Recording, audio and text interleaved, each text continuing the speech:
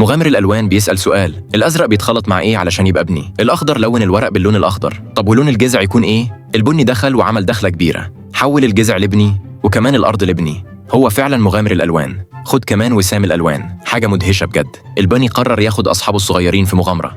الكل خرج مبسوط. البني خلى فيه جذوع شجر بني وكمان دب بني كبير. الكل نزلوا المنحدرات البنية. كانت تجربة رائعة فعلا. لكن البرتقالي والأسود انفصلوا عن باقي أصحابهم. شافوا كوبري من غير لون، قرروا يلونوه. حصلت حاجة سحرية. طلع إن البرتقالي الغامق هو نفسه بني. من ناحية تانية الأخضر قابل الأحمر. اتخلطوا مع بعض وطلعوا أرض، وطلع إن الأخضر والأحمر مع بعض بيعملوا بني. في الجهة دي البني وصل لبيته الصغير الخشبي. أصحابه الصغيرين جم عنده هما كمان.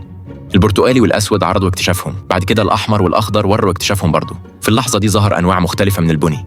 البنفسجي والأصفر كمان عملوا اكتشاف جديد. هما كمان عملوا بني جديد. الأزرق جه متأخر. الأخضر حكى له عن اكتشافهم، وده صح فضول الأزرق. طب يا ترى الأزرق بيتخلط مع إيه علشان يبقى بني؟ قولولي في الكومنتات